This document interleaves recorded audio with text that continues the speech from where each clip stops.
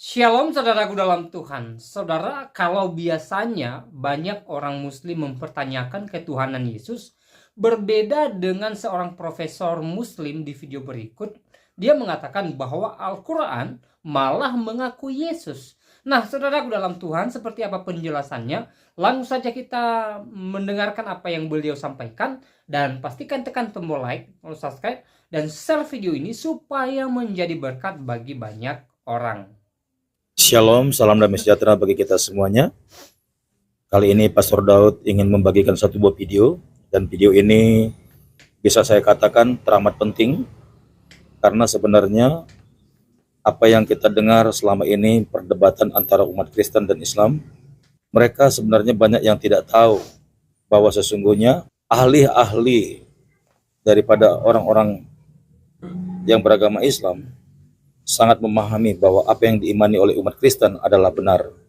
Sesungguhnya lewat perkataan dan pengetahuan mereka, kita jadi paham bahwa sesungguhnya orang-orang yang selalu berdebat dan ribut dari agama Islam, sesungguhnya mereka tidak mengerti apa-apa. Nah, untuk lebih jelasnya lagi, kita akan dengarkan profesor yang sedang mengajarkan tentang kristologi kepada para apologet Islam yang sedang belajar tentang Yesus. Mari sama-sama kita saksikan. Quran bukan hanya berpolemik, tetapi juga menawarkan satu konsep kristologi ya, yang berbeda dengan kristologinya orang-orang Kristen. Nah, kristologi yang diajukan Al-Quran adalah bukan lagi Yesus itu sepenuhnya Tuhan dan sepenuhnya manusia, yang itu memang adalah konsep Kristen, tetapi yang dikembangkan oleh Al-Quran adalah Yesus itu sepenuhnya Al-Masih dan sepenuhnya manusia. Jadi bukan sepenuhnya Tuhan dan sepenuhnya manusia, melainkan sepenuhnya Al-Masih dan sepenuhnya manusia.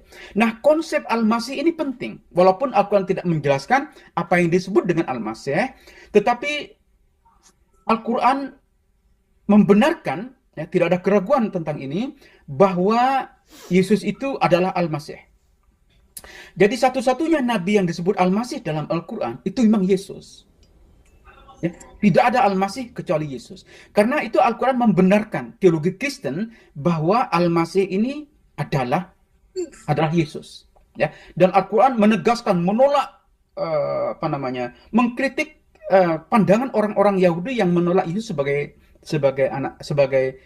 Al-Masih, ya. Jadi Al-Quran itu sangat kritis terhadap orang-orang Yahudi, ya, yang menganggap Yesus ini sebagai bukan anak yang benar gitu.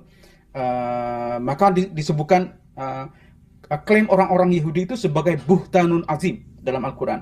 Klaim orang-orang Yahudi itu sebagai fitnah yang sangat-sangat keji, ya. Karena yang ingin ditegaskan Al-Quran adalah pertama menegaskan nobilitas of Jesus. Jadi Yesus ini adalah pribadi yang utama. Dan untuk menegaskan keutamaan pribadi Yesus, pertama yang harus dilakukan Al-Quran adalah menegaskan kesucian Maryam. Maryam itu adalah pribadi yang suci, yang dipilih oleh Tuhan, yang dipilih oleh Allah di antara min nisa'il alamin, itu bahasa Al-Quran. Dari semua wanita di dunia, maka dipilihlah Maryam. Dan kita perlu tahu bahwa Maryam ini adalah satu-satunya perempuan dalam Al-Quran yang disebutkan secara eksplisit. Al-Quran tidak pernah menyebut nama perempuan kecuali Maryam. Ya. Bahkan tentang Hawa, istrinya Adam sebagai manusia pertama, Al-Quran tidak menyebut nama kecuali Maryam. Betapa utamanya Maryam itu.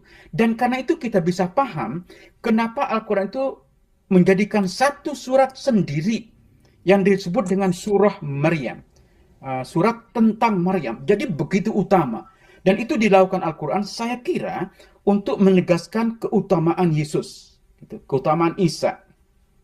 Dan karena itu saya tidak menganggap remeh, ya, pandangan Al-Quran yang mengatakan bahwa Yesus itu adalah the Messiah.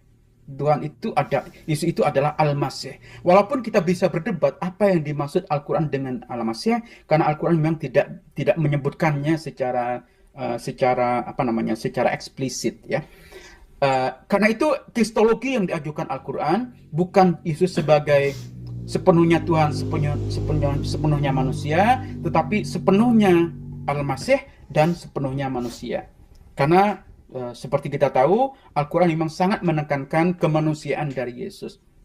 Nah, karena itu kalau kita melihat bagaimana Al-Quran mendeskripsikan tentang Yesus, nah ini penjelasan berikutnya yang ingin saya kembangkan, bahwa Yesus dalam Al-Quran itu memang lebih dari sekedar nabi. Ya.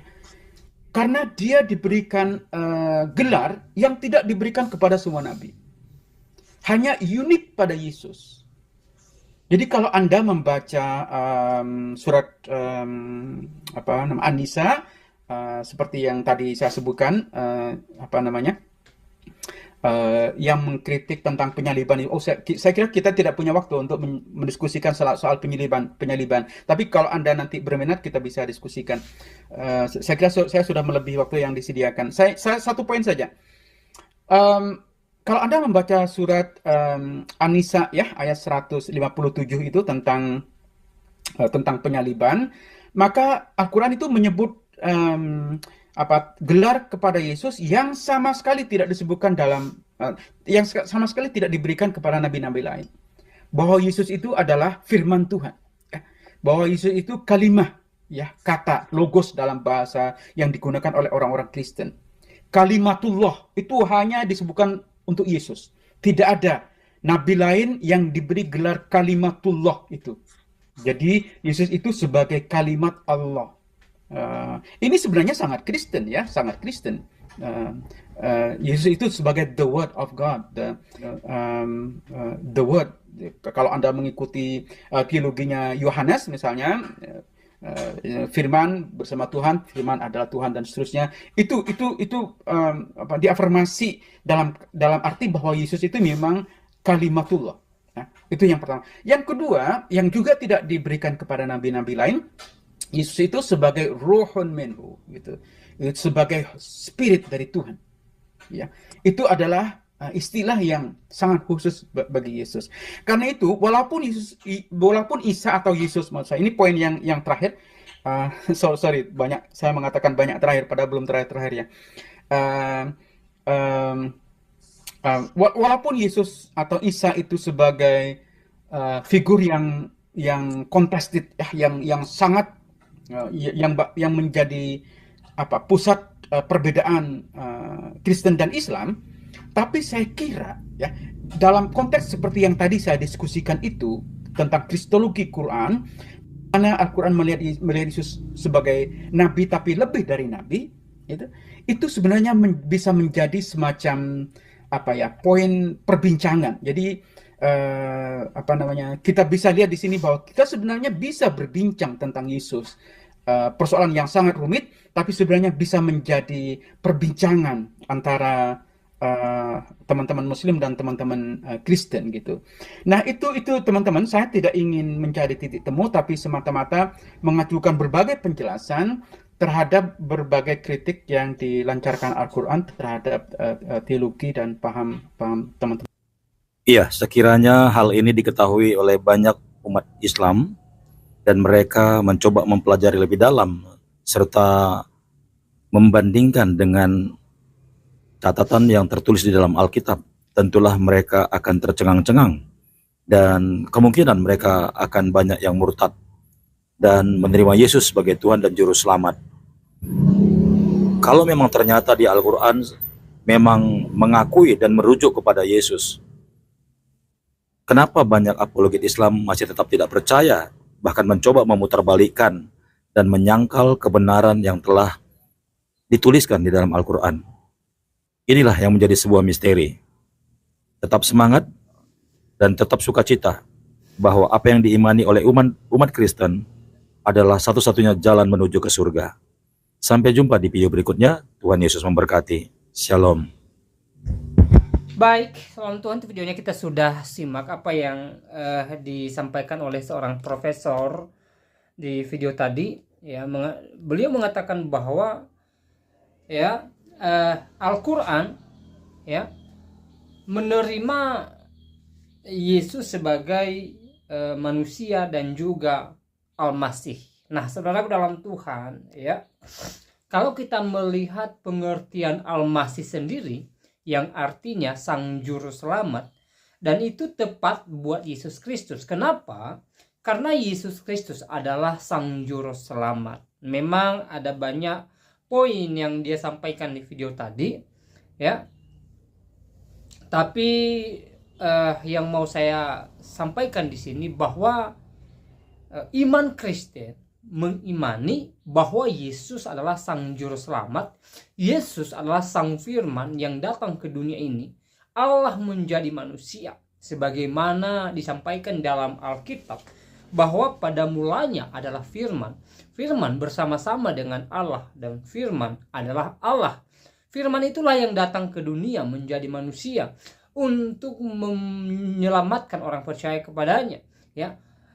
Firman itulah yang membawa kasih-Nya yang besar dan memberikannya kepada manusia, terkhusus kepada orang yang percaya kepadanya, terkhusus kepada umat pilihannya. Supaya apa? Supaya setiap orang yang percaya kepadanya tidak binasa, melainkan beroleh hidup yang kekal. Itulah tujuan Yesus datang ke sini. Kenapa Yesus meninggalkan tahtanya di atas kerajaan sorga dan mau menjadi manusia sama seperti manusia, untuk menebus manusia dari belenggu dosa, untuk memerdekakan manusia, khususnya orang yang percaya kepadanya. Sehingga saudara dalam Tuhan, orang yang percaya kepada Yesus tidak binasa, melainkan beroleh hidup yang kekal, sesuai yang tertulis di dalam Alkitab. Nah, saudaraku dalam Tuhan, seperti yang sering saya sampaikan di video-video saya sebelumnya, bahwa Yesus juga memberikan jaminan keselamatan bagi orang percaya kepadanya.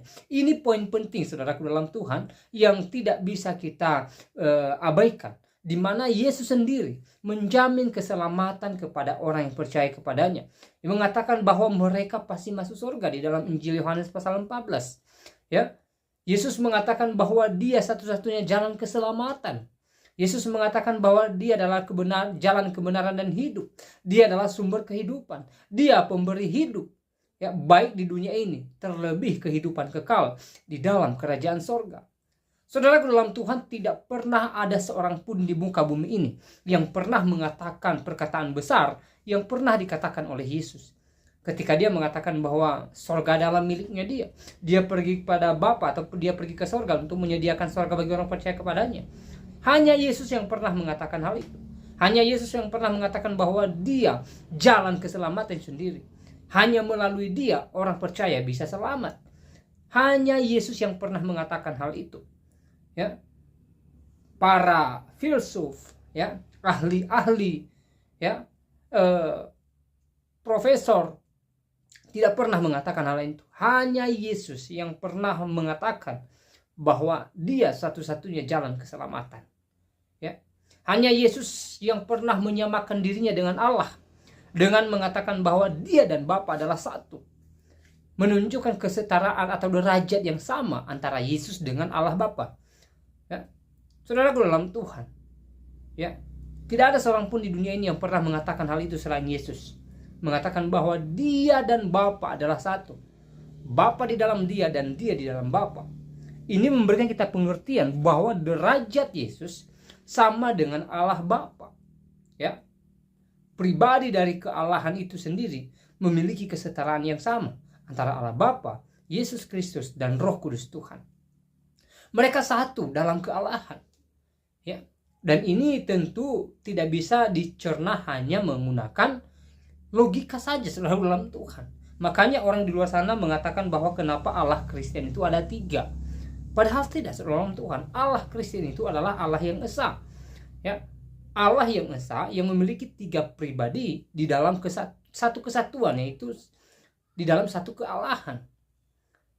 Sekali lagi, hal ini hanya mampu dicerna oleh iman. Ya, tidak bisa dicerna hanya dengan logika saja. Ya, makanya Kristen itu, ya, lebih mengutamakan iman baru akal sehat atau pikiran. Kenapa saudara dalam Tuhan? Memang ada orang-orang tertentu bahwa mengatakan bahwa yang lebih utama itu adalah akal, bukan iman.